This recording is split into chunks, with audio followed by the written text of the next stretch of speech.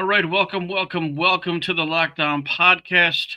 As you can see, we are a man down. Tim is not feeling well, but the ship must go on.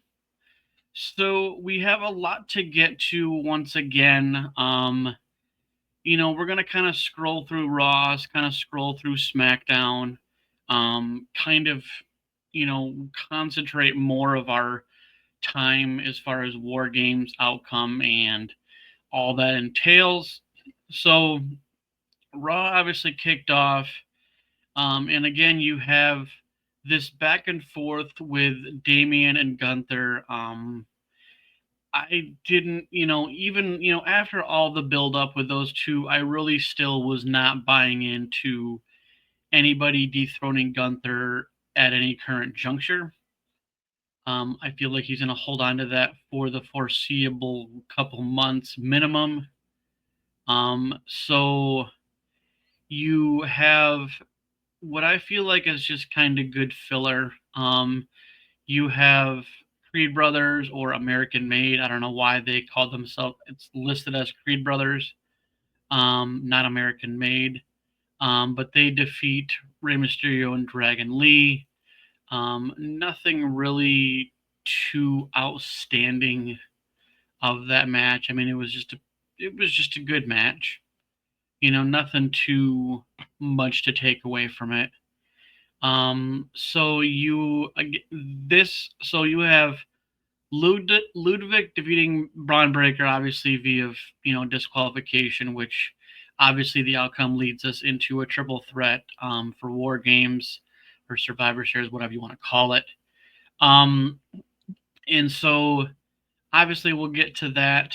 So the meat and potatoes that I kind of want to get to and want to get your thoughts on. So obviously we have Finn Balor, JD McDonough basically being very vague, boring champions. It was almost better when they were double champs. I was more invested. I was more like enamored because you had the double title factor.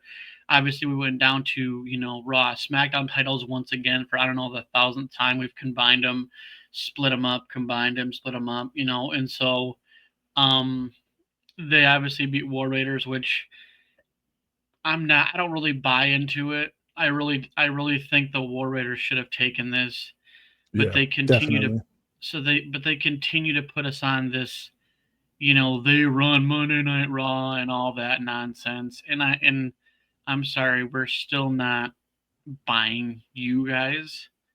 So this is what I want to get to. We have a clip. We have Alpha Academy basically stomping out New Day really quick.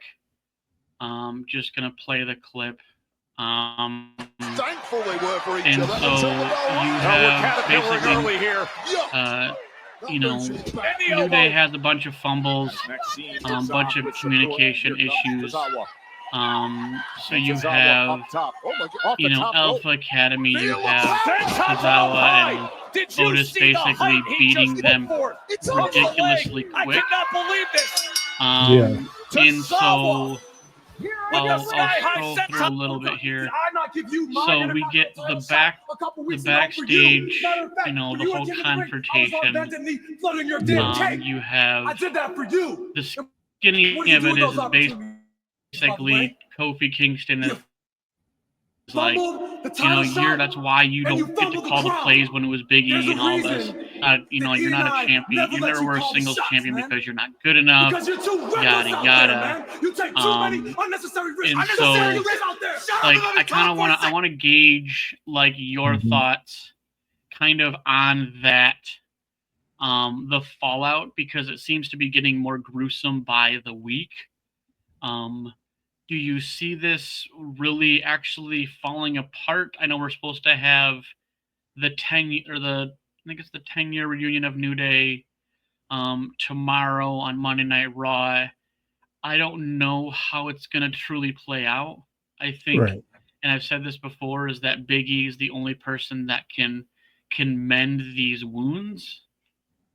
So like, what do you think what do you think is going to honestly happen?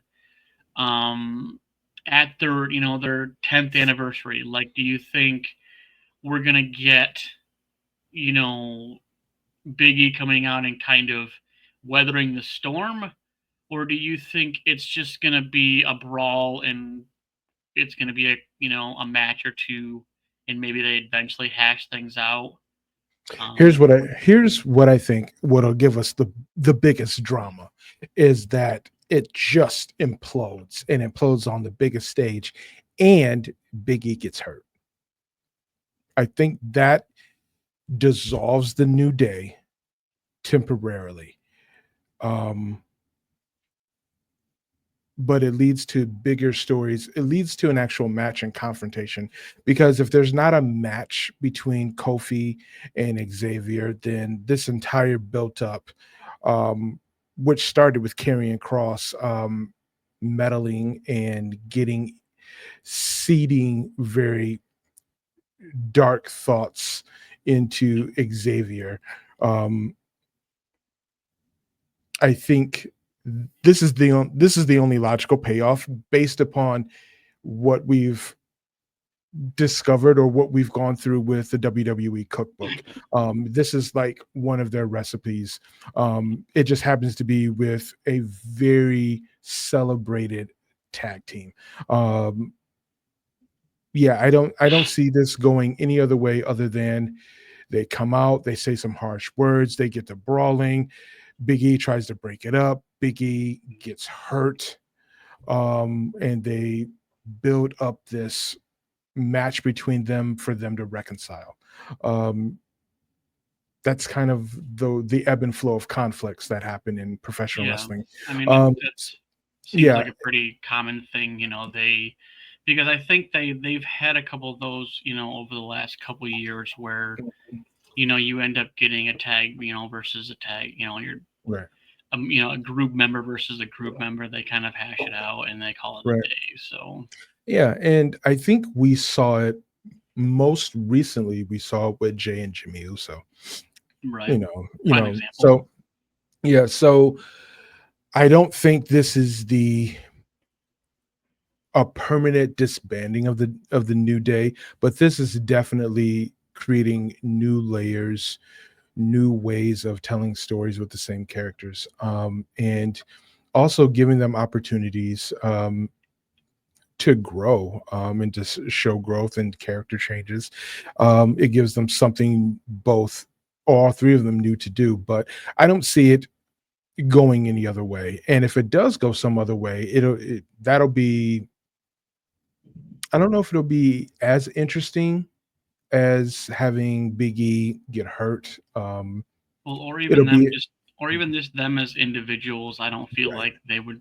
I think Kofi would be fine, but like there's certain people in certain factions, groups, whatever you want to Mhm. choose to categorize them as, is that if they are not in a group, they're nothing, right? I mean that's the same thing with Carlito, with JD McDonough. I Yeah. mean even Raquel at this point. I mean she could have come Yeah. back and did her own thing, but she interjected herself.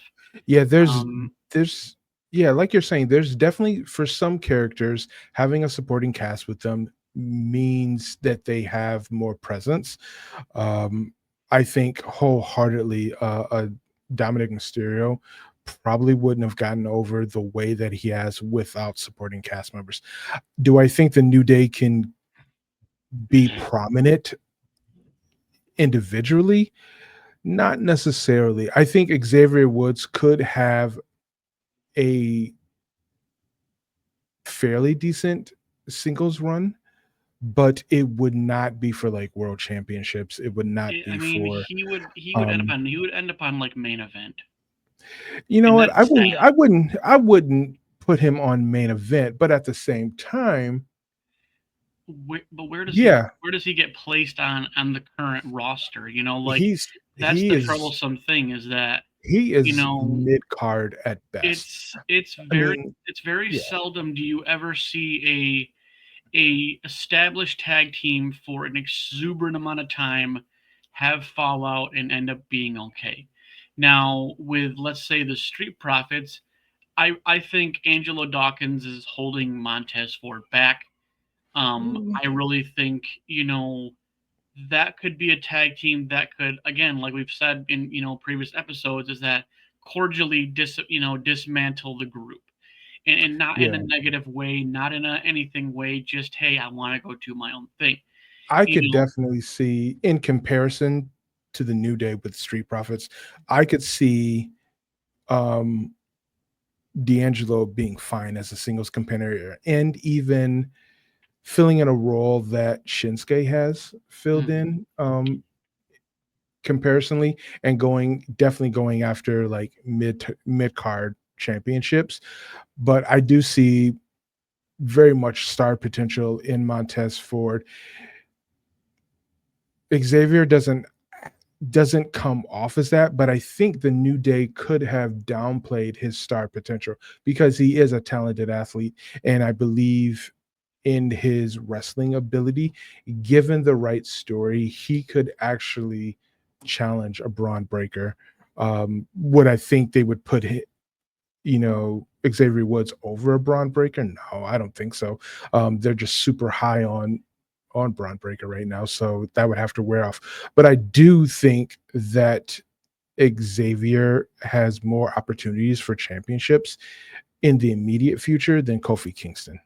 I mean, in whether you win it or not, I feel like it's more about the opportunities for Xavier Woods. I mean, he had obviously had that one against, Jay when he was IC title, and that's all fine and dandy, but it's just, the sad thing about Xavier Woods is he was nothing until he became part of New Day, and it's unfortunate because obviously, like, there's some factions that, because like when they were amping up New Day for months before they actually got thrust onto the scene, and it was really it was honestly like probably one of the very few times, with the exception of like recently with the Wyatt Six, that we had this build and this build and this build for weeks and weeks and weeks and months, honestly, that we were waiting. And obviously we got them now, and obviously plans have changed because of stupid Ridge Holland. But like, it is what it is. It's sometimes they're not the most perfect recipes. Sometimes it's literally from scratch. Sometimes they mess up the recipe, but it is what it is. And I think, again, Big E's the only person bringing this back to an accord and, a cordial, because I mean, like, what? They said their piece. Now let's move on. And I think maybe it's just that. Maybe, honesty is the best policy right now. And maybe this is going to push Xavier Woods to be better. Maybe we won't have fallout. Maybe we'll just, he'll come out and, they'll do their anniversary thing. And he's like, you know what? You're right.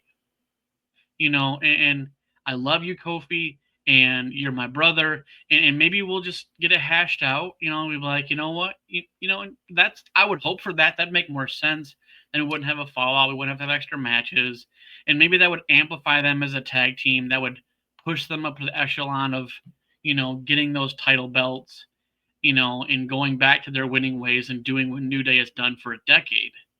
So maybe we just don't get fallout. That's obviously. I think that is one way. That is a very New Day-esque way of thinking about it. Very positive. It's a new day. We've said what we said. We've hashed it out. Let's go out here and celebrate Big E. Celebrate our journey, and cheers to many more. But we also know that the WWE loves its drama. They love things to have really big climaxes, and this story, I think this New Day celebration, I cannot see it going in a very positive light. I do see Xavier Woods being the one to throw the first punch, if it comes to that. I do see Big E taking a bump during that celebration, and I do see. I mean, maybe Big E getting involved and Big E getting hurt in some, obviously not some extreme way. Maybe Yeah, that's the tipping point. They're like, oh my gosh, this is too far. yeah. Because I I mean, think that realization, and I think the one that says we took it too far is Kofi, being the elder statesman of the oh group. yeah, Yeah. I mean that's the thing is that like Kofi Kingston never needed the New Day. The New Day needed Kofi. Because obviously Big E was a stud by himself. Hmm. Kofi was a stud by himself. Xavier was just that. I hate to compare it, but like he's the R-Truth of the group, right? like, You you know, know, I would say he's that that role for his character, um, it's kind of like a letdown. You've got that, larger than life persona that Big E has. You have that very cool, calm experience that Kofi has. Now, Xavier Woods has a lot of professional wrestling experience oh outside of yeah, WWE. he's no slob. Um, I mean, it's he's no chump. He's not slow in the ring. He's very good. He can, very athletic. And during that promo that backstage promo that they had, um, Xavier Woods comes off as really kind of impulsive, right. and kind of Well, a and like, hothead. and I think that speaks to like, the group. You basically kind of essentially have. I mean, you basically have the hierarchy of the New Day seems to be more like Kofi, Biggie, and then Xavier, because obviously Kofi has the longest longevity of the group. Um, obviously Biggie was big in NXT, pre, you know, actually being on TV all the time. Mhm. And so he was established. Right. Kofi is more than established, and I feel like it was just Kofi was kind of that missing piece. Like it was just like in it's very subtle, right? It's like Mhm. recipes with little small bits in it that make it better, but you don't even really know it's there. Right. And I think like and they're a great faction. I mean, really, what they've done for WWE, the whole power of positivity and all the gimmicks and all the pancakes and the bootios and all that stuff. Like it's just fun. Like they've It been is. such that fun aspect for WWE for for the better part of let's say the last like 8 7 8 years, and then so like it's just I mean it literally was the power of positivity. Like I mean that's the only way to describe it, and it's been fun, and I don't think we're coming to a head. I don't think we're done with it. I just think we've gotten that point where you have too much of a good thing and eventually there's going to be tension, this is maybe this has been years in the making.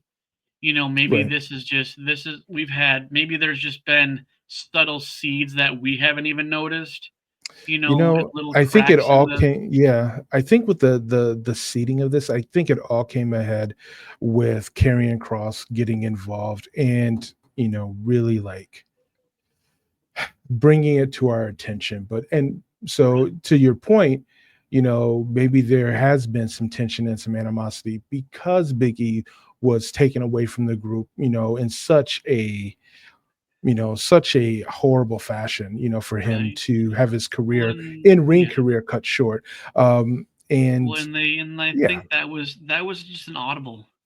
I mean yeah, that's WWE in a nutshell, man. I mean, like there's been so many audibles due to injury.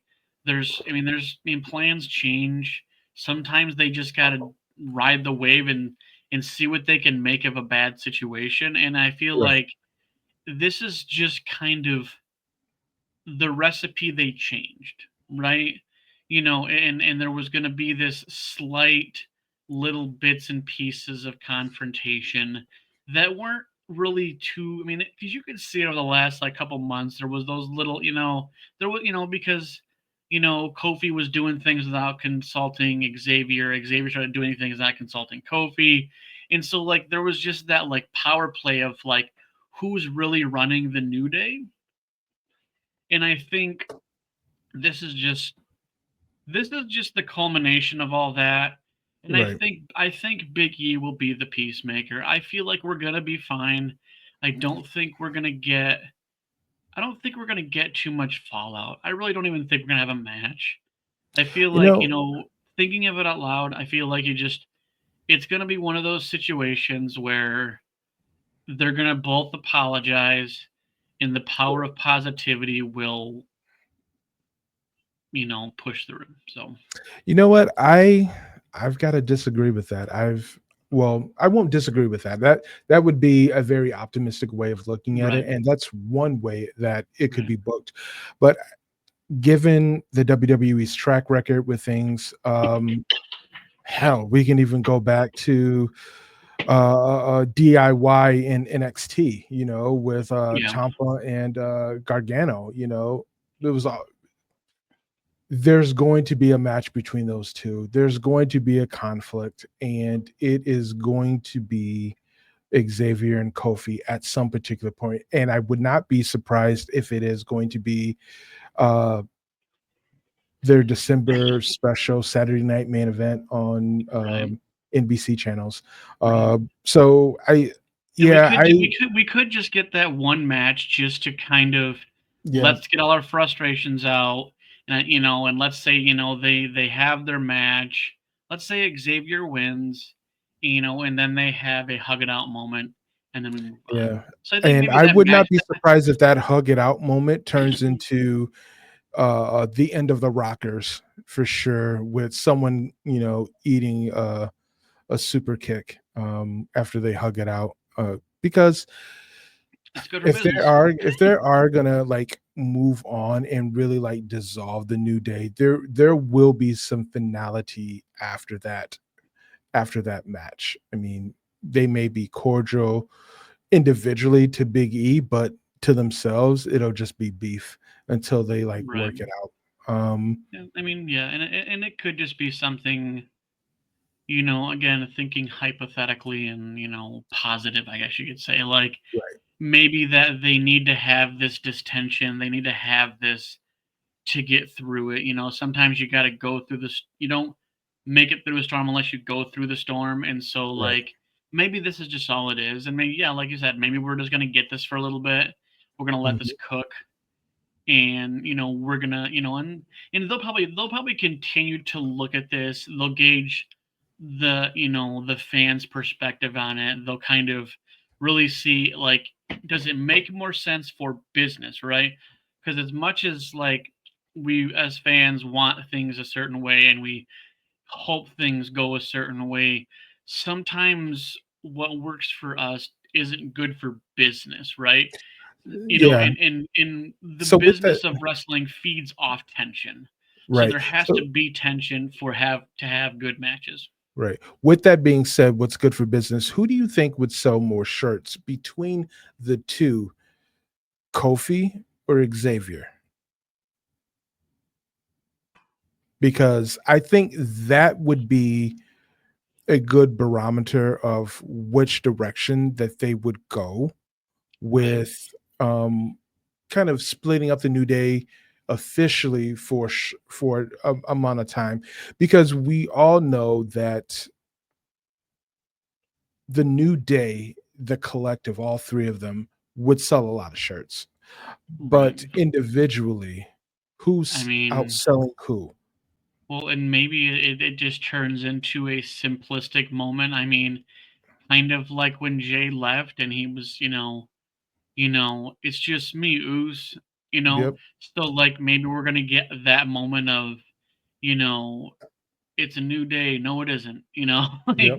we're gonna get some kind of funky T-shirt that, like, maybe tilts us towards, selling the confrontation of it all. But I mean, I guess we'll see what happens tomorrow. I guess we'll just kind of put a pin, in that, and we'll wait to, tomorrow what we get. And then we'll go from there, I guess. So SmackDown, you basically have another run back of Cody and Carmelo Hayes. Good match. I definitely think Carmelo Hayes has a bright future in WWE. Just not at the moment. There's a lot in the oven right now, and it's kind of hard to push new things. Which is, but you know what? There'll eventually be a moment where Carmelo Hayes, let's say he gets his LA Knight kind of moment where all of a sudden now he's getting pushed more and maybe he gets a title down the line. But it's a waiting game. There's a lot of things cooking, and so we'll see how it goes. So we have the triple threat match, basically to determine I think it's, let's see, SmackDown is what, the IC title, I think. United States Champion. I don't know. No, US title. It's long story short, it's basically the triple threat to basically work its way. I think it's the Saturday night main event thing they're going to do the culmination for this match. But obviously Michin wins that. Lash Legend, again, getting her time on the main roster, and she's doing a great job. I think the putting another strong female in the mix, I mean, there's never anything. I'm all for it because I like when you almost you're kind of defying the odds, because obviously we have the Nia Jax, we have the Piper Niven, and so we have these larger athletes, and so like when you're getting someone that can like a Bianca Belair or a Jade Cargill, essentially a Lash Legend. I mean that giving that larger than life kind of thing. You're like, dude, I couldn't even do that, and she's over there just And so like it speaks to the athleticism, the training, the dedication to it. Right. And so I look forward again. I hope Lash Legend, becomes a mainstay on the main roster. I kind of feel bad that Jakara Jackson kind of might get left in NXT, and I feel like she might get lost in the shuffle, and it's unfortunate. But I mean, work ethic pays off.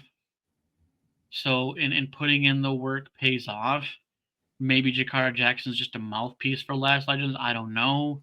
I wouldn't mind that. What I don't want to see is just Jakara Jackson just left out on her own, but having her just be like a mouthpiece or kind of like a manager or something like that, and maybe occasionally tag team partner. Keep her in the story. Yeah, definitely, because a lot of see what happens. Yep. But honestly, like I look forward to whatever they choose to do. I think we're starting to get an exuberant amount of NXT call-ups. Whether it was the draft or just kind of how storylines are going right now. Yeah. And I think it's good for competition. I know I had seen something the other day, like how, so on SmackDown, I think it was the United States show on SmackDown, I believe, because they did the IC thing on Raw recently. So I think that because the roster on SmackDown for women is larger, I believe, I think they said it was 19 or 20 women on the roster versus I think like 12 or 13 on Raw. So I feel like that needs to start getting balanced a little bit more. I think it will. And so I feel like, with all the NXT call-ups, I feel like we're gonna get kind of a more balanced for both, being if we're now that we're gonna have these secondary titles for the women's division, which is great. Like, I know some people are against the whole, like, oh, we only have so many people, blah, blah. And I'm like, yeah, but I mean, you have the men's division that literally only utilizes a quarter of the talent than they have. So, I mean, why is giving everybody ample opportunity in the women's division to hold gold, even if it's a secondary workhorse title, it's not bad. Like, I love it because now we're going to see a lot of people get a lot of opportunities. we already have had, those given, with the tournaments on both sides of it to, to see the talent and to let the talent shine. And I think having secondary titles on both is something it's been in a long time in the works. But do you think giving the talent time to shine in triple threat matches instead of one-on-one tournament style matches where it's, Well, we have to get to the title is holder better? first. Yeah, Because we have to get to the point where, like on NXT when they did the tournament for the Women's North American Championship, we had to get to the point where we had to give everybody a playing field to become the champion. And then once you have champions established, then you start picking apart singles. And I think it's another way to shortchange the women's programs by putting them in triple threat matches. And I think it's just a hurry. They're rushing it. Everywhere else in professional wrestling, we have one-on-one matches for championships. Having these triple threat matches for championships, I think you're trying to rush it as opposed to letting it breathe, because then you're giving opportunity to not only develop talent in the ring but also develop stories. And there's nothing wrong with them saying, it's like, yo, we're going to have this tournament. Some matches will be on Raw, some matches will be on SmackDown, some matches will be in NXT, some matches will be in main event. I mean, they have enough programming where they can run it like that. The triple threat stuff was the aligning of the bracket of, breaking it down into a 1v1 and a 1v1 on both sides of it to have the one-on-one match. The triple threat was just to basically bring in everybody, and then the bracket went from 3 to like 1. So then you had a 3, and then you had the winner, and then now that winner is versus the winner of the first 3, and then it goes into singles. So like the triple threat was just to basically let everybody be a part of it. And so the bracket was based on 3 and then to one-on-one, and then the championship is a one-on-one. So I think the triple threat was just let's let a bunch of people be a part of this, this new thing for WWE, because obviously I think this has been decades in the making. I really think it has. I think, Right. Because we've You're had right. a pretty strong roster for the better part of, let's say, at least 10, 12 years, with, when you had the Sasha Banks, the Becky Lynches, the Bayley, you had the roster just chomping at the bits. And now, much like when they did the all women's pay-per-view, the Evolution, right? And I feel like this is just the more evolving of the women's talent and the division. And it was just like, hey, we already know how we're going to bracket this out, but let's let everybody be a part of it. It doesn't matter if you win it or not. You were a part of the tournament for the first championship that we have. And it's the same thing with like in like Saudi, right? When they had like the fatal 4-way, that match with all the women there, it was more about the story than it was about the titles. And so I think it was just, let's be part of history.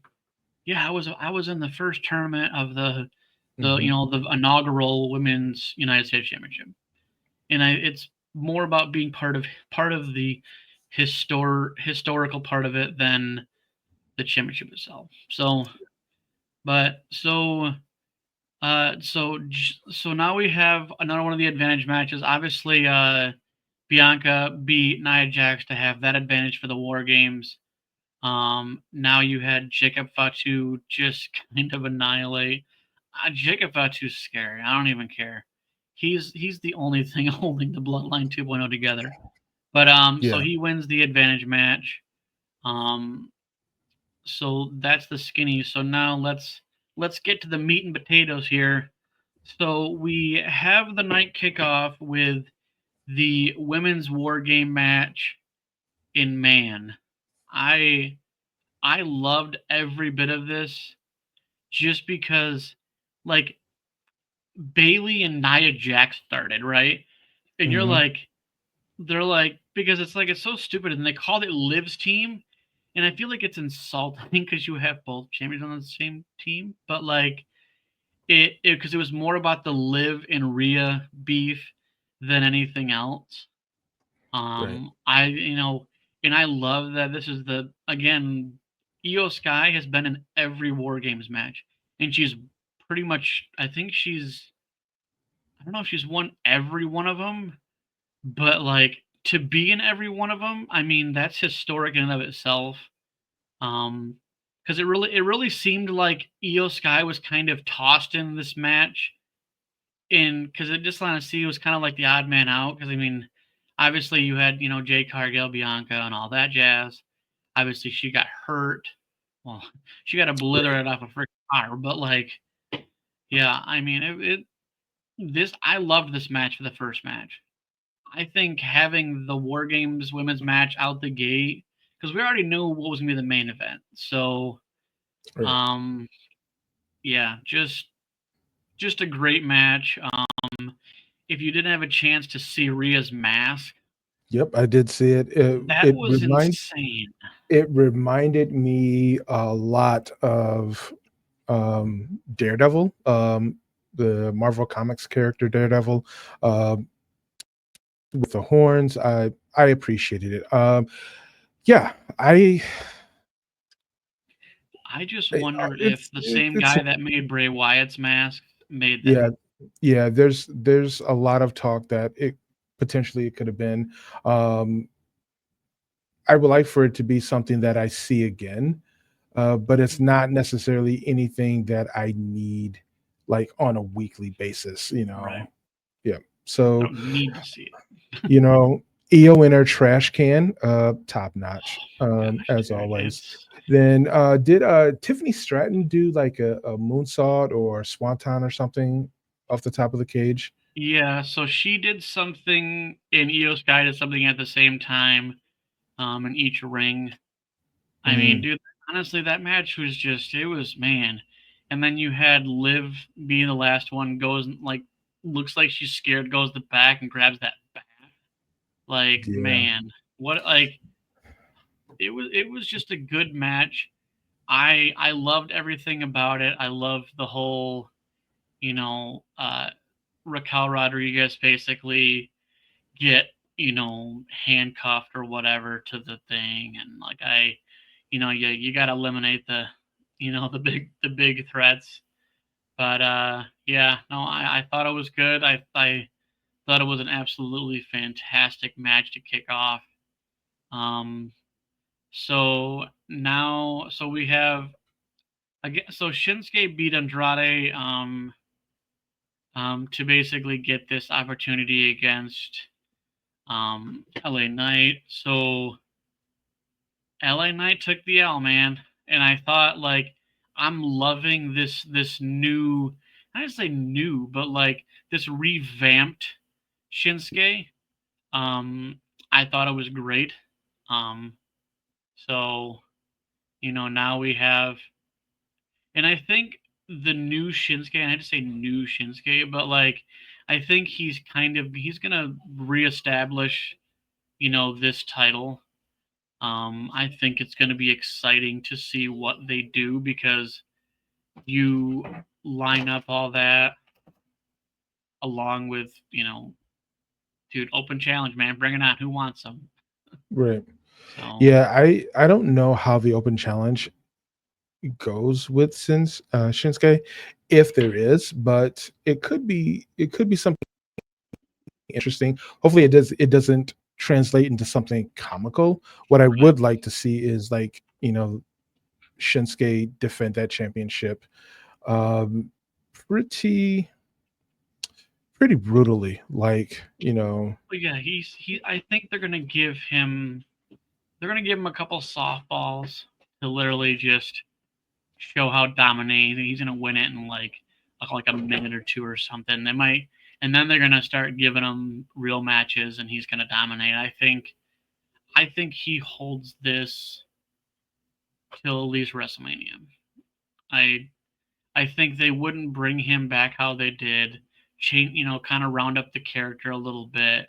Mm-hmm. And I mean, and obviously, we're in December, so I mean, we literally, because today's the 1st of December, so I mean, we're 3 months away from WrestleMania. So I mean, when I would like to know when is WrestleMania. So I'm gonna take a really quick peek and find out when WrestleMania is. Yeah, it's weird. It's at the end of it's like at the end of like mid-April versus the beginning of April. Right. April 19th and 20th. Okay, technically we're 5 months away, I guess. But yeah. I mean, he could hold on to it for that amount of time. Drop it the night before WrestleMania or drop it at WrestleMania. Right. Or maybe it's a Royal Rumble. He loses at the Royal Rumble. Then he's in the Royal Rumble. He has a really great showing in the Royal Rumble. There's so many ways that you could, treat, a character like Shinsuke. So I think given all the storylines we have going on right at this very moment, I'm really excited for Royal Rumble because I almost don't want to watch anybody's videos on YouTube, like the rumor, mills and stuff like that. I kind of want to really be surprised at Royal Rumble who wins. Like, I think there's too much going on, on Raw and SmackDown to like who makes sense to headline WrestleMania, and so, and if I really wanted to, I guess, pick it apart, I want Jacob Fatu to win Royal Rumble. Like, I think he would go in there and run like Brock Lesnar roughshot, and let's say he comes in like midway and just cleans house. Because I don't care who, like, and let's say he faces Cody. Like, it'd be a weird. I mean, obviously we have like a million possible segues for Cody to face at WrestleMania, whether it's The Rock and Roman or just if The Rock and Roman do their own thing. It's kind of like right now we're basically getting this softball Cody matches, and title defenses. And I feel like because obviously we basically already gonna have him leading into WrestleMania, so it's kind of like who's gonna face him at WrestleMania, and I think a curveball would be Jacob Fatu. So not this WrestleMania or not this Royal Rumble, but definitely next Royal Rumble, Jacob Fatu, 1 or 2, he's the Iron Man and he wins it. I don't think putting him in a WrestleMania caliber match does well for his long-term booking and long-term abilities. It's a pipe dream. It is a pipe dream. We can, but I do like the concept of Jacob Fatu just eliminating a handful of people that we think could headline WrestleMania. Well, and like a Damian Priest, a Finn Balor, hell, even a Braun Breaker. I think a Braun Breaker and Jacob Fatu for a championship at WrestleMania is much more enjoyable. I would buy it. I would buy that. Yeah, I'd buy that ticket 100%. Yeah, so I would want to see something like that. Start him off secondary title before we bush him into the first. Yeah, I mean that ultimately, if we saw something like that where he just gets, pushed, that would have to be like everybody, in the back saying, we got to run with Jacob now. We're taking the leash off right now. We're gonna let this dog run. Like we're letting this wolf go. Yep. I mean, a wolf versus a dog match, I feel like that I would buy that, dude, 100%. I think that'd be fun. Yeah, but obviously I think Braun's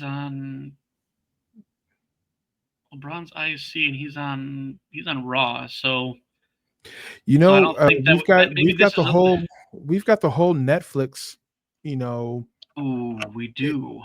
Airing That's and gonna what be that's just what gonna be their weird. requests are. It could be it could just be wild. We Well, could and no longer have a solid brand split, and yeah, it could they're just be whomever, whenever, are all on Raw at some well, particular yeah, point. because they did. I mean, I have heard the chatter of them not being so brand specific anymore now.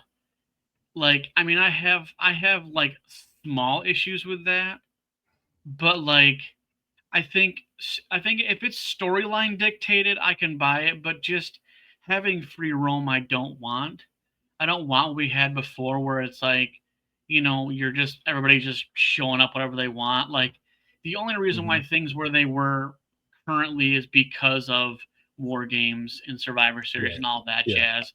So we don't need like a constant bouncing around. Like we hated that with the whole title thing, with Roman having both titles, the Usos having both titles. Like I don't want to go back to that. I feel like we've Mhm. made good strides into finally splitting apart brands, Yeah. or at least the titles. Right. I just And don't want. maybe I and don't maybe want that's what it chaos. is that champions stay on their assigned brand, but if it makes sense for a story for someone to like show up on a Raw or a SmackDown or an NXT, then it's Right. available, or it's a network request within Right. within reason, like a Jacob Fatu like showing up on a Raw and just be like, "Yo, son, you know, I'm gonna take that from you." You know Right. what I'm saying? And then we get Right. that's a build up. Yeah. Yeah, I mean, they wouldn't have had that stare down if they didn't want to, get people's Right. opinions and see if there was money to be made with that. Um, yeah, yeah, We'll pipe see. dreams. We'll see. Yep. Right. I mean, it's Yeah. it's it's a massive wait and see game. We don't know.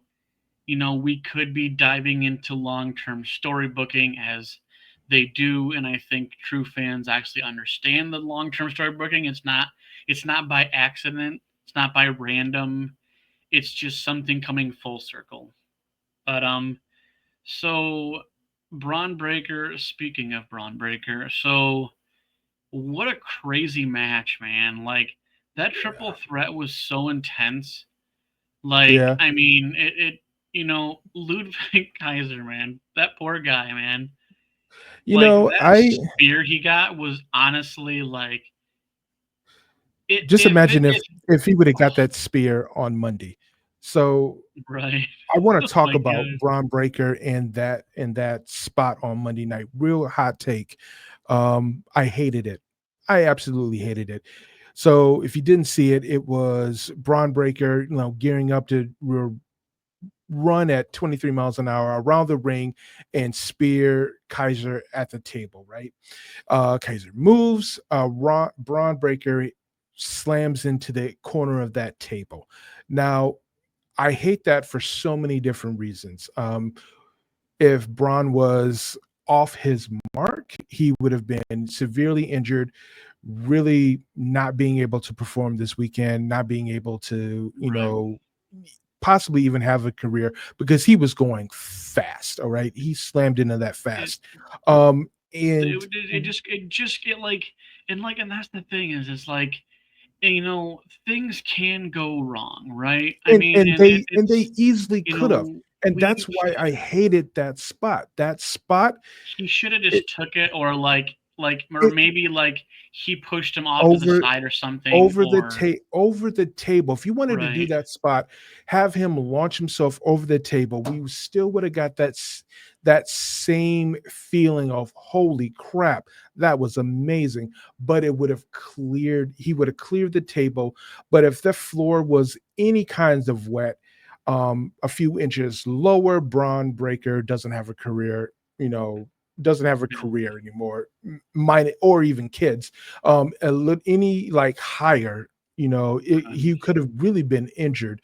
And that spot shows me that WWE will still push the envelope and still in the and the need to be dramatic and to be theatrical and to be athletic and to show these real big impacts when we've had a lot of injuries because of just a simple mistake.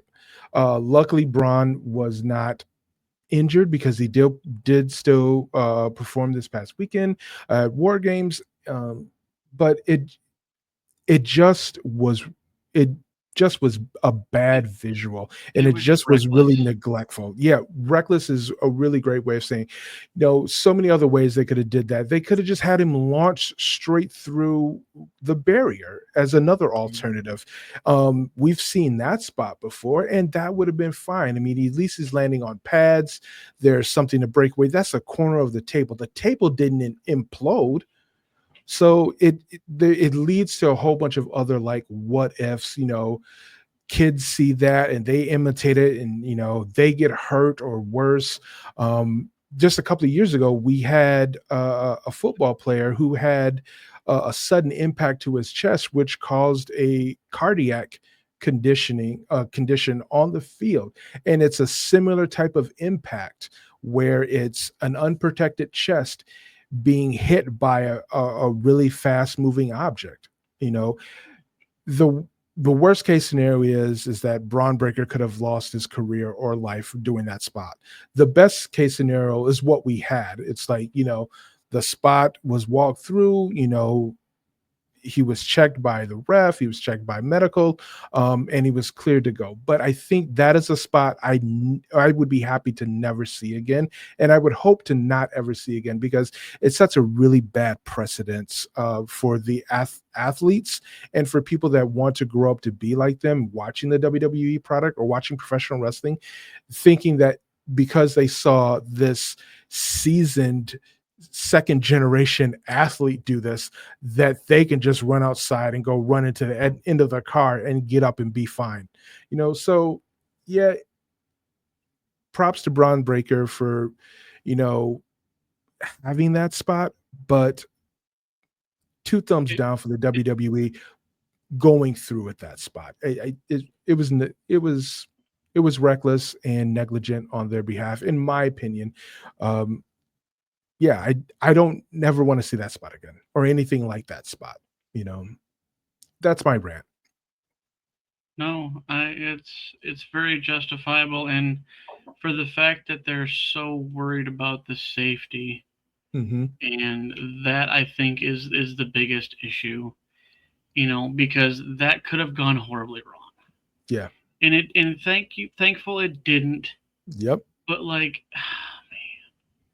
I mean, he could have bruised ribs. He could have punctured anything. I mean, it, Yep. it, it could have gone wrong 1,000 different ways.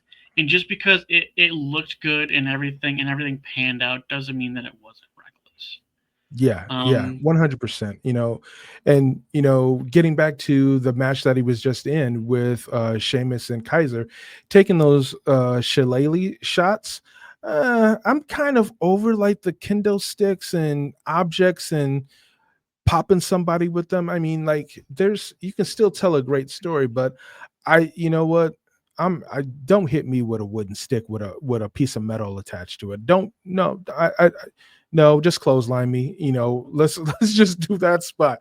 And Sheamus is a trooper, and he had a banger, but he also got popped a few times with that shillelagh, and it's for some, for our entertainment, and at some particular point we've kind of, I would like to see a PG product kind of be PG a little bit, but it is a premium live event, so anything can go down. But yeah, yeah, yeah, kind of rein it back in just a tad bit, just for the longevity of the athletes and performers and competitors in the ring, so they can have a long career. Because he could have, what, bruised a rib by hitting him in his back with that shillelagh. I mean, you know, you know, yeah, but it was yeah. still a great And match. You know, so let me see. I think I'm actually.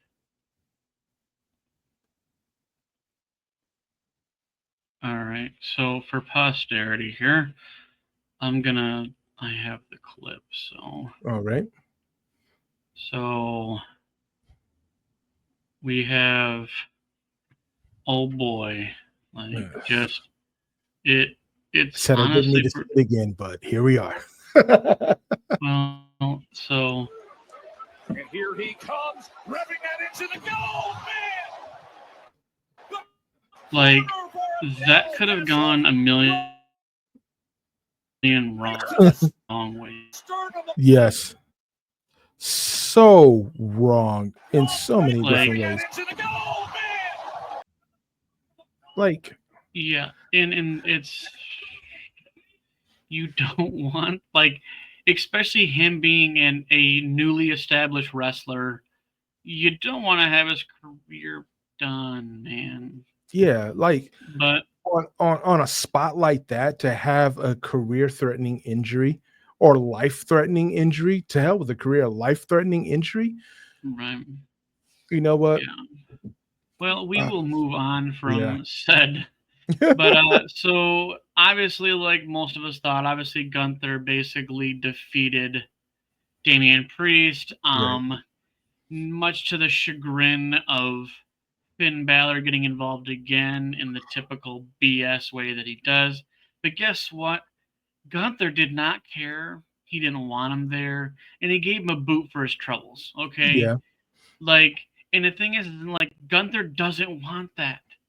Gunther is he respects the business too much to have tainted victories. He doesn't like them, and guess what? Like, obviously this was a questionable situation. I'm pretty sure we're gonna run this back, and Gunther's gonna be like, you know what? Anybody gets involved, I'm gonna wreck you. Like, just because Judgment Day yeah. has their beef, like, Gunther's gonna go into Judgment Day's clubhouse and be like, do that again and see what happens. And I think that could be an interesting story with Gunther going up against Judgment Day. And it's also a really interesting way to get Finn Balor back into a singles championship storyline, which I think would not be a waste of time for Finn Balor. They just need to drop the titles and go do whatever it is you do. Like, Rhea basically pinned Liv in the War Games match. Obviously, go figure.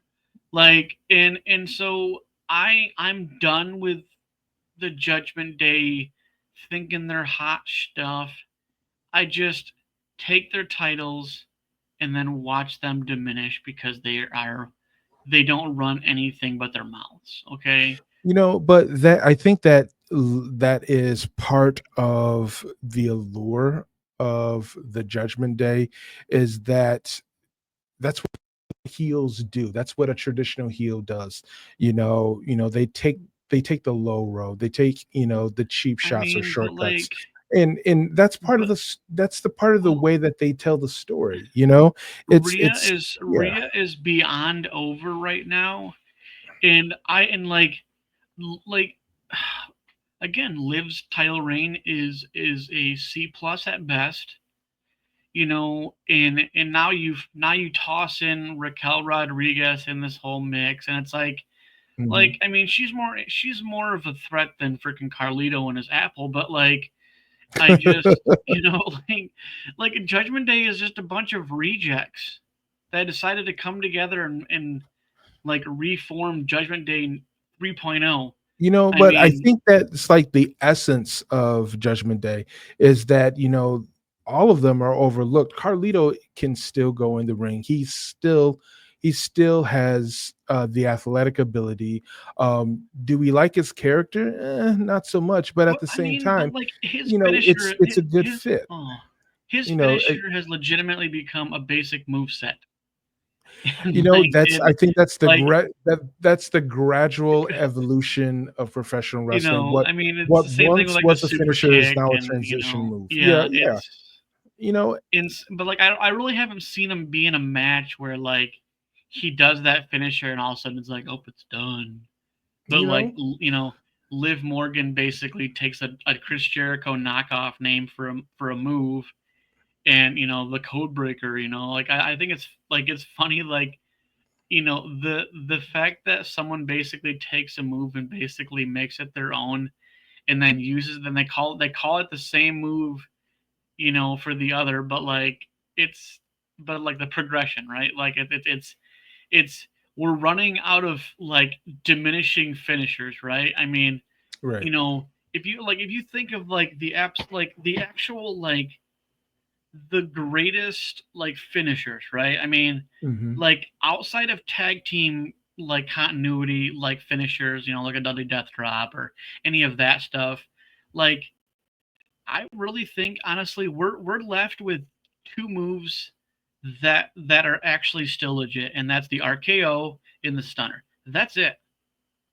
Like even the rock bottom is really like it's a Uranagi, as they call it, right? Like I mean, Yeah. in like even like the power bomb that that Gunther does, I mean, it's kind of like a like a not as high tossing like what did Undertaker call it? The Last Ride.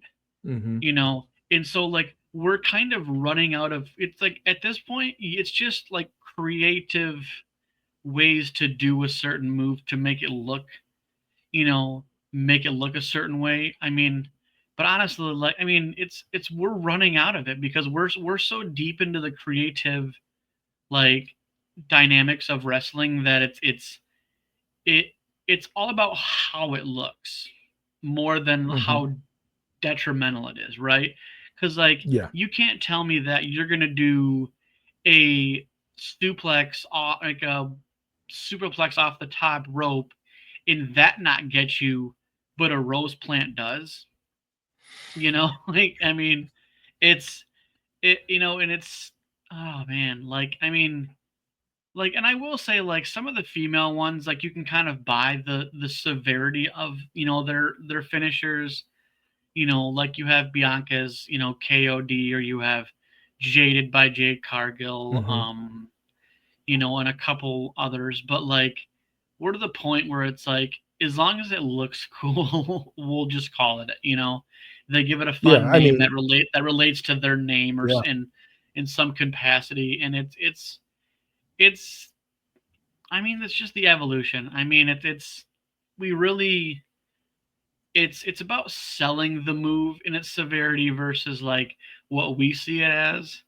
I mean, but it's like when you see that stunner hit and like you got like The Rock or Shawn Michaels like jumping in the air and stuff. I mean, like it like sometimes the selling it is more entertaining than the move itself, right? Right. Like, but yeah, so I mean, we'll just run through this and we can keep talking about that crap. But like, so obviously the OG Bloodline wins War Games. I thought it was a little bit less entertaining than the women's, but like, I mean, now we have basically it's very confusing on how they're gonna book this moving forward because we have essentially they literally essentially call the wise man to CM Punk and Roman Reigns. And so I don't know what moving forward we're going to do in regards to them. We have Bloodline 2.0 taking an L. What does that mean for them? We have a vague reunion of the OG Bloodline. Do we keep pushing that story, or do we what do we do with it? Because Bloodline 2.0 doesn't really mean much unless it's against the OG Bloodline. And so where are we going with this story now? What do you really think? Like, is there anything to Roman CM Punk, or do you think there's so much to these, like the whole Bloodline, OG Bloodline, like what do you think moving forward we're gonna get? I think that there's still conflict there because we have a lot of unanswered questions. What does The Rock have to do with the Bloodline? When does The Rock show back up? When does the story start to lead us into WrestleMania season? Is the wise man still going to be with Roman Reigns? Are we going to start to see dissension between Solo Sikoa and the Tongans? You know what I'm saying? Well, I feel like they both have to dissipate for anything to make sense, because they function best against each other. Right. So like we can't have Bloodline 2.0 running roughshod when they don't have anybody to combat against them. Right. And so like, do you think 2.0 dismantles before the OG? I don't know if there'll be any dismantling. I think it just turns into another layer of beef, another layer of conflict. I mean, do I we don't know see if it? Do we see another match? I mean, like, do I want to see another match? Not really. No, we might start seeing Bloodline, people representing Bloodline as a faction like God, and seeing God get involved with tag team matches on the at the request of Solo. We might see Jacob, start to interfere with singles matches at the request of Solo. So Solo is trying to be like, trying to be like a boss. You know what I'm saying? Right. He gives marching orders. Right. And and who are those marching orders coming from? You know what I'm saying?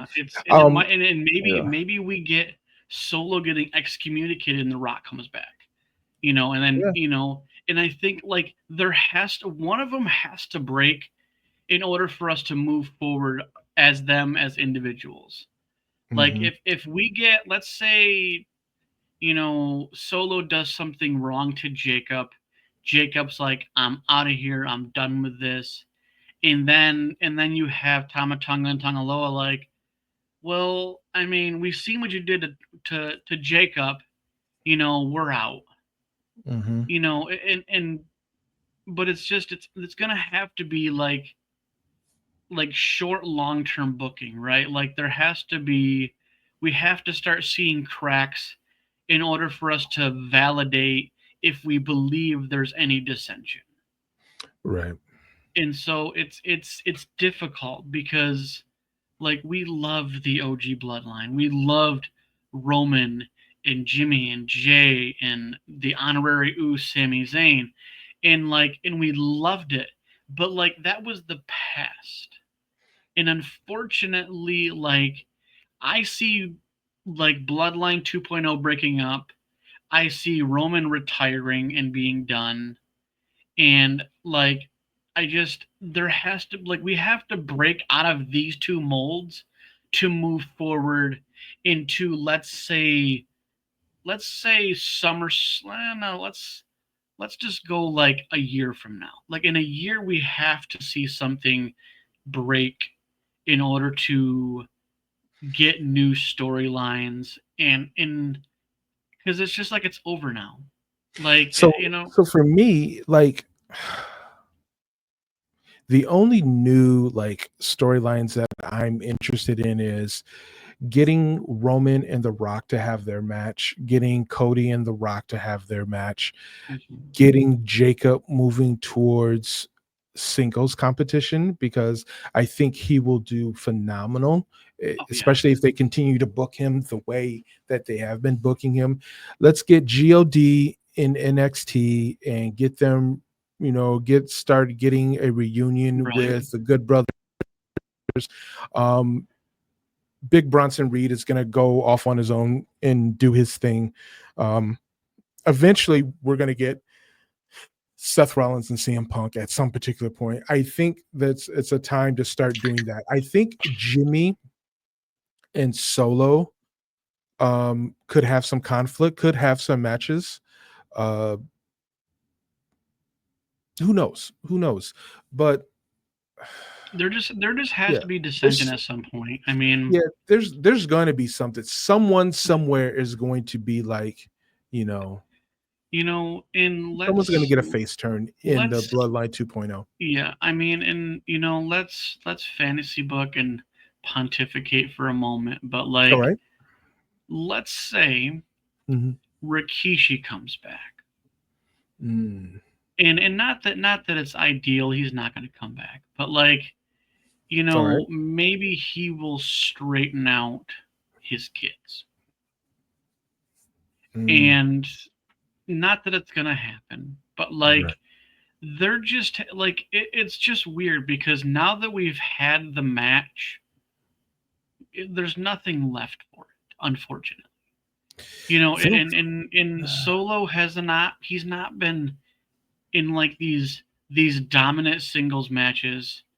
Again, he stole the Ulafala. He did not get appointed, and so like I don't even care about the Ulafala at this point because it really means nothing anymore, right? Like, Roman had a reason. He was given the Ulafala by you know the the royalty of the bloodline, right? He was basically crowned the tribal chief, right? Like, and really the only thing left we have out of all really this is, like you said, if you have God go do their own thing, you got Jacob Fatu do his own thing, and Roman and Rock, and like we have all the stuff that should happen, and this whole Mhm. thing should just blow apart in a year. I hope less than a year, but like there's just nothing left. And and for historic purposes, we still have a looming Drew McIntyre. So Yeah. we still have that. We still have Seth Rollins stuff. I mean, we still have the gruesomeness that we still want to see with Bronson Reed and Seth Rollins. So we still have Yep. that on the burner. We got Drew McIntyre on the back burner. We got, Mhm. Breakups among the masses. And technically we still have never gotten a title match for Sammy and Jay when they won that Which match months ago. So which we've I never think seen that. which I think could happen if I were going to fantasy book anything. I think I could fantasy book that happening at Saturday Night Main Event the soonest. Yeah, And because they're still letting owed that. that. They're still owed it. Yeah. And I think that would be the creme de la creme in Judgment Day's face. Yeah. Because realistically it's so funny, like when they when the bloodline had all this thing with Sammy and all this nonsense and everything else, and and they spoke a lot of valid points on the fact that Jimmy was the originator of bringing Sammy into the fold, and Jay hated it until actually essentially last year War Games, right? Mhm. They cleared things literally a year to the day, right? And Right. so, and then now you have Jimmy freaking loves Sammy, and they love each other, and they're brothers, and they're now they're on the same brand without everybody else, and they're thriving, both of them. And so I think Yeah.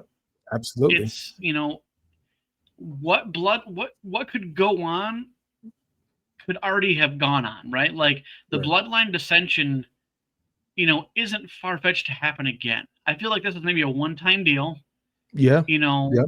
and I think Roman's going to be a tribal chief with no tribe.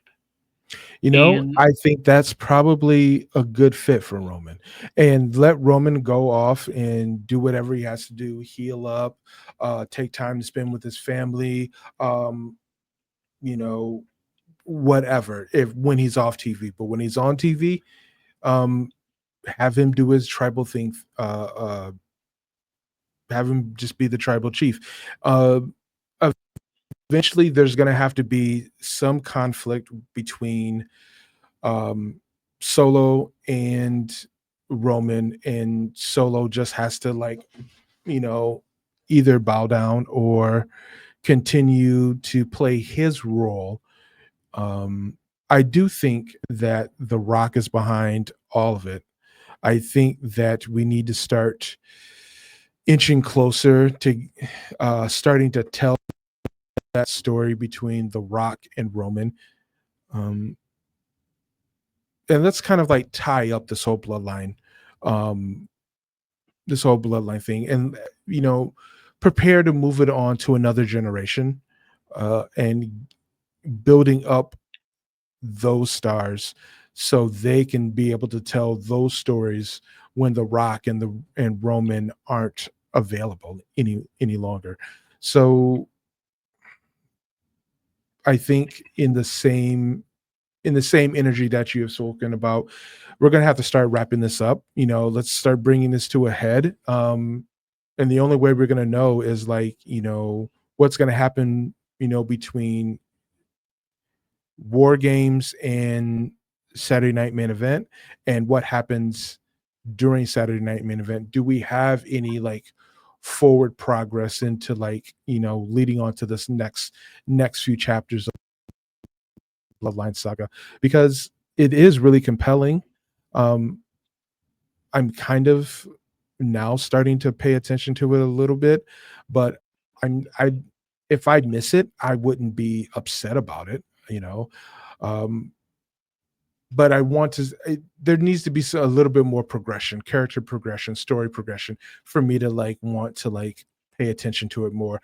I'm I'm more so intrigued about, in the short term, what's going to happen with the New Day on Monday Night Raw after War Games, or So I'm looking at and see what the that. lineup. The lineup for tomorrow. There's just 2 matches. So we have the first triple threat for the IC women's title tournament. Dakota Kai, Katana Chance, Shayna Baszler. I see Shayna Baszler pretty much closing that one out. We Yeah. have Damage Control versus Liv Morgan and Raquel. I don't really buy much of it. But and then CM Punk's opening segment and the New Day 10-year anniversary. So, and then the rest will probably just happen authentically throughout the night as it does. But yeah, I honestly think CM Punk's gonna come out and we're really gonna see where he's placing things right now, because I mean he's not wrong. Like, that's the thing, is like we hate it because we love the wise man with the tribal chief, but CM Punk has a stake in the fact that he was the OG Paul Heyman guy, and this is over a decade ago, right? So this is before Roman was anything, essentially. I mean, yeah, Roman had some main events, but like 10 years ago, Roman really was just like everyone else. And you have I didn't watch that segment, with Roman and Punk and Heyman, but it basically was like, we basically have to put aside our differences for the better of this match. And maybe, just maybe we get Roman versus Punk at Saturday Night Main Event.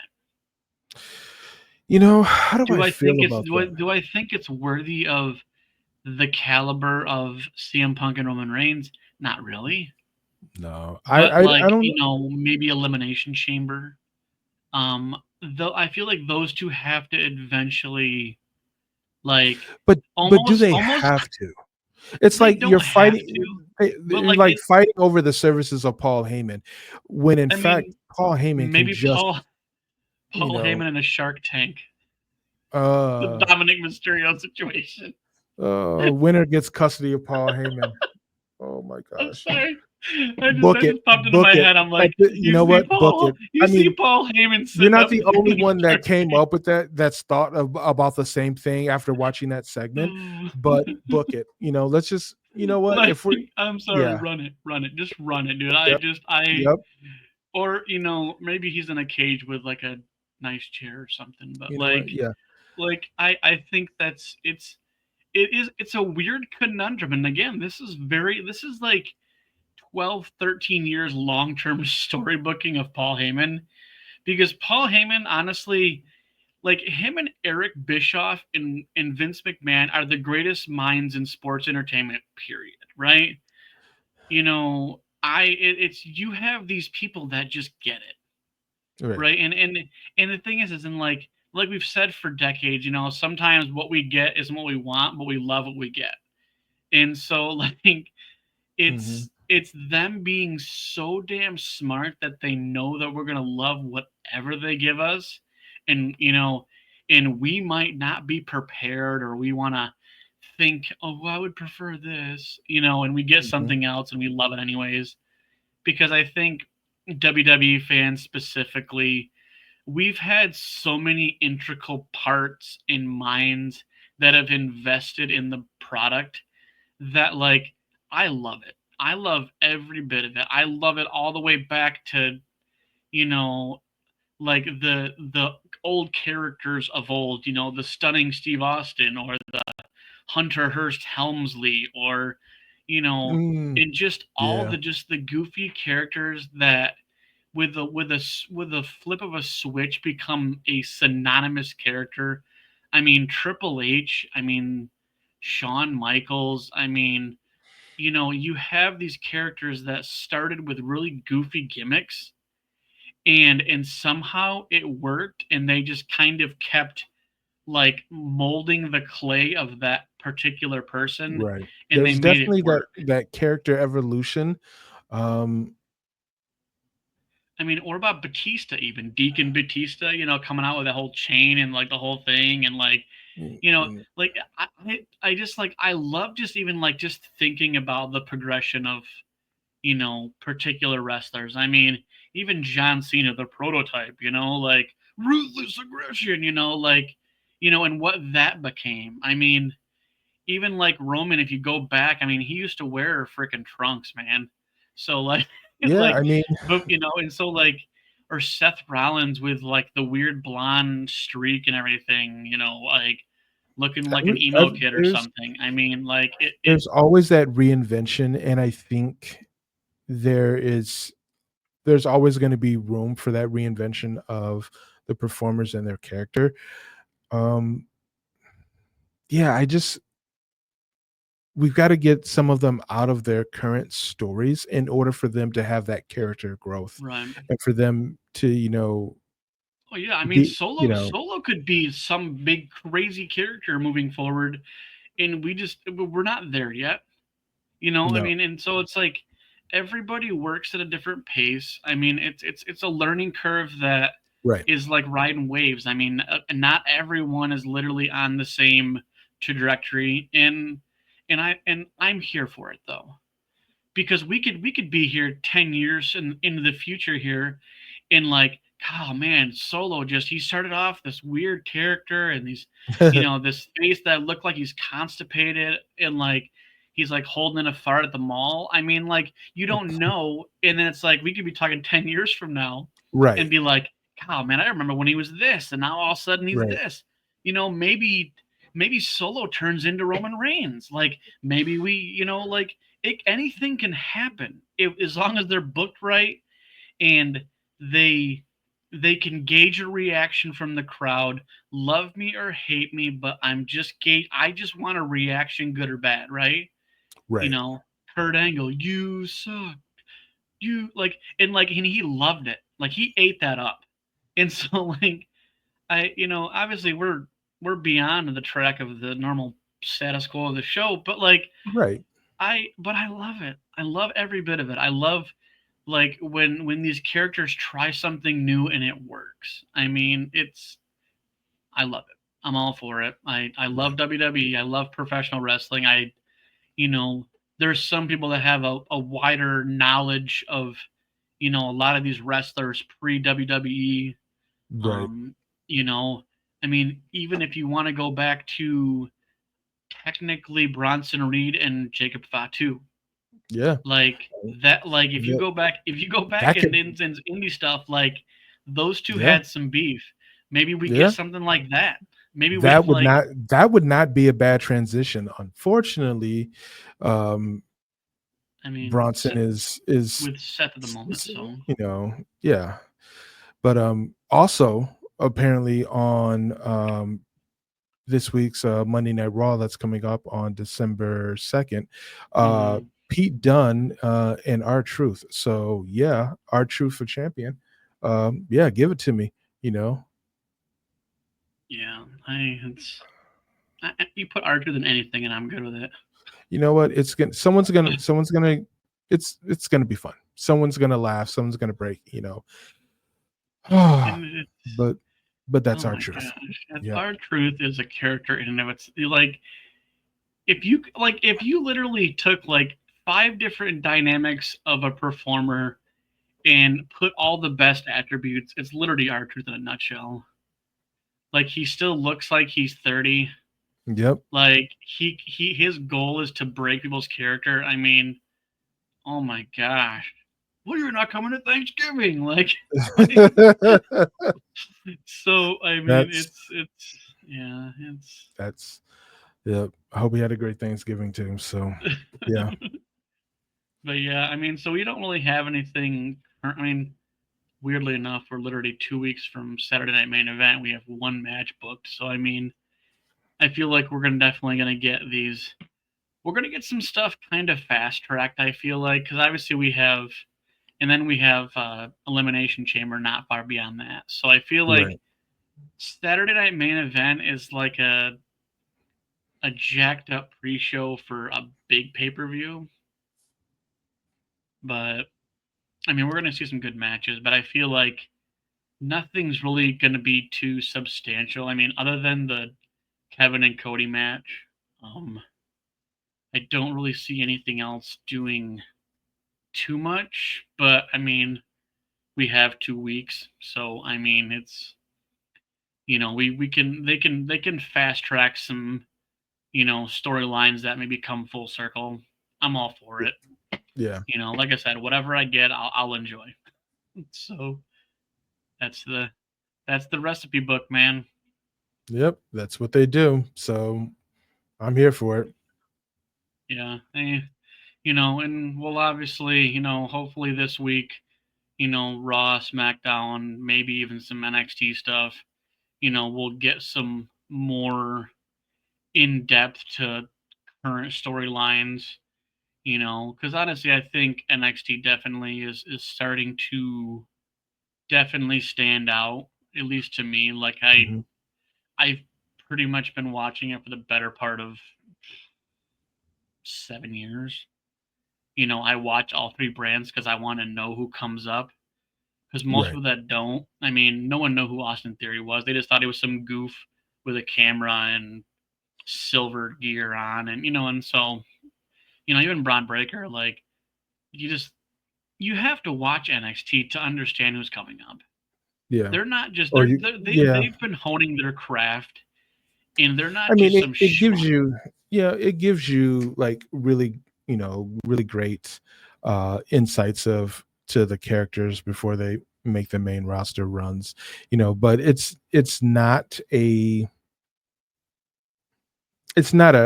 requirement to watch NXT. However, it is enjoyable to see how um someone goes from, you know, getting their introduction into the WWE business to making the main roster. So there's definitely a progression there, and you probably want to pay attention a little bit, be familiar Yeah, I with mean, you all of don't the have to be products. full blown invested, but I feel like you still have to kind of, keep your eyes open for, you know, Right. the comings and goings. I mean, you can watch a highlight reel of NXT in like 25 minutes and you'd be just as filled in as I am. So Yeah, it's definitely. it's not required, but I feel like, if you really want to understand like my stuff with like Lash Legends and stuff like that, or Hmm. the DIYs, the you know Bronson Reed, I mean the Solo Sokoa, I mean it's there's a lot of character development that you see it polished on Hmm. like when they get to the main roster, but Right. you don't know like the roughness it went to Grayson Waller, Yeah, it's like all of a Carmelo sudden, Hayes. I you mean, know, it's yeah, like Carmelo, with yeah. yeah, So Carmelo Hayes had to leave in order for Trick Williams to shine, and right. so Trick Willie, man. Yep. If you He don't I have think like if you don't have an opportunity, like just go look at some of his highlight reels, man. Yeah. I Absolute think stud. he I mean, and I think he could do really well or really poorly, Trick Williams, on the main roster if I don't he think is he's not ready. if he's not booked with good story, and Right. and if he's not like paired with an established characters. And I don't mean reestablish him with Carmelo Hayes. I mean get him into something, get him into a good feud that or I a mean, good if story that allows him to shine and to grow on the main roster, because he's doing fine right now in NXT and well, how and they build up if you those want characters. if you want the parallel of Carmelo Hayes, just look at Booker T's career. Mm, Like Trick Williams is he has a very similar like stature move set as the five-time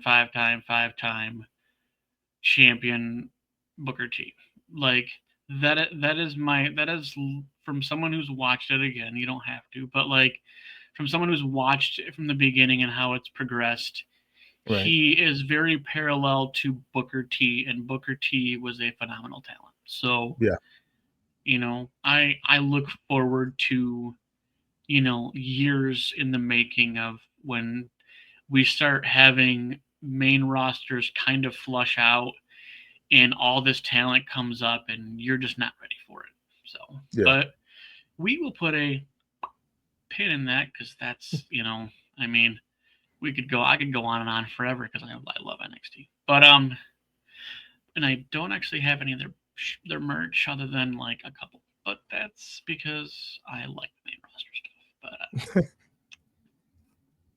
But yeah, so we'll get to you guys next week. Hopefully Tim is feeling a less under the weather because it's cold here. Okay, we got Yeah. some snow in the good old Mitten State. I don't know why they call them Great Lakes because they suck.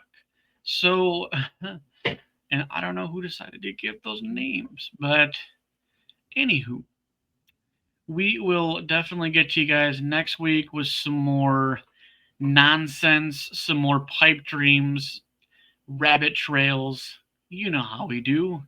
And also, we are up to 31 subscribers, so I am happy. And if you do listen, thank you. Feel free to share it with your friends. I know it's not an atypical podcast, but you know what? We're trying, we're having fun, and I feel like that's what podcasts should be, is just fun. And so, yeah. So thank you again. So this is the Lockdown Podcast. Peace.